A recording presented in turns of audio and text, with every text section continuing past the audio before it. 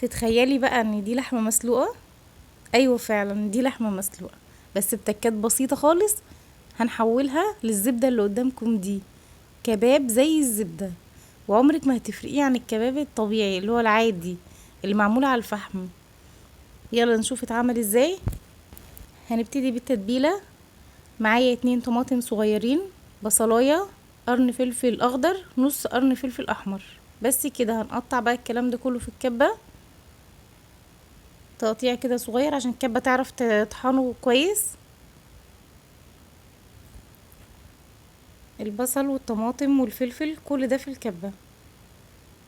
وهنكون سالقين اللحمة من قبل كده. ومعايا بقى التوابل اللي هي ملح وفلفل وكمون وكزبرة وبابريكا وبهارات لحمة وبهارات كفتة مشوية.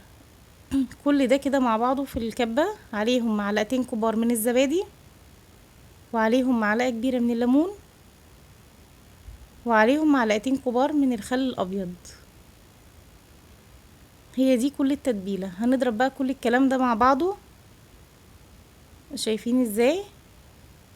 لحد بس لما ينعم في الكبة بقى او في الخلاط مفيش مشكلة. معايا هنا لحمة، معايا كيلو لحمة مسلوقة ومتقطعة قطع زي ما انتوا شايفين كده، ومنشفة المية بتاعتها او الشوربة بتاعتها. هحطها بقى في بولة، وهنزل عليها بالتتبيلة اللي احنا عملناها دي. هي تتبيلة بسيطة قوي وتكات بسيطة بس بتفرق. واكيد لحمة يعني جوز الطيب، رشة كده من جوز الطيب. وهقلب بقى كل الكلام ده كله مع بعضه، وهسيب الكلام ده حوالي ربع ساعة في التلاجة لحد لما استخدمه. بعد ربع ساعة اكون مسخنة الطاسة على النار. هنزل بقى بالقطعة بس كده بتاعة اللحمة. مش هحط التتبيلة دلوقتي، وهحرك بقى الطاسة بسيط كده. بعد ما نزلنا اللحمة كلها هفضل بس احرك الطاسة بتاعتي او القلاية بتاعتي كده تحريك بسيط لحد لما تشرب التتبيلة كلها. في الوقت ده بقى بعد ما شربت التتبيلة هفضل اقلب فيها كده، ما تسيبيهاش عشان ما تتلسعش منك، عشان هي بتتلسع بسرعة.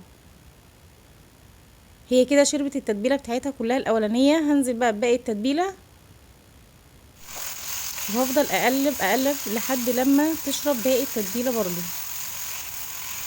وهي بتشرب التتبيلة دي كده بتبتدي تاخد لون من كل جنب، اللي هو لون الشوي او اللسعة البسيطة بتاعت الشوي دي. شايفين بقى؟ واحدة واحدة كده وبتشرب التتبيلة. مستعجليش عليها، وكل ده على نار متوسطة، مش هادية ومش عالية. شايفين ما شاء الله؟ شايفين بقى كل شوية عمالة تاخد اللون الجميل؟ شايفين ما شاء الله؟ هي كده تقريبا اخدت اللون الجميل بتاعها وشربت كمان التتبيلة. شايفين بقت عاملة ازاي؟ ما شاء الله. خلاص كده هي كده جاهزة. هنشيلها بقى من على النار، قطع بقى من الفحم كده، ونحطها على ورقة من الفويل ونقطتين من الزيت عليها بس عشان يطلع الدخان بتاعها. وهنقفل بقى، نقفلها كويس قوي ونغطيها كويس عشان الريحة تفضل في الكباب بتاعنا. وهنقدمه بقى بالشكل ده. انا قدمته مع رز اصفر وسلطة الكولسلو. ان شاء الله الفيديو اللي جاي للسلطة علشان ما يكونش الفيديو طول عليكم. شوفوا لي بقى الجمال ما شاء الله، بجد رائعة. من افضل الوصفات اللي ممكن تجربيها في حياتك، وبجد الكل هيشكرك عليها. يا ريت بقى تقدري تعبي وتشتركي في القناة وتعملي لايك وشير. ألف هنا.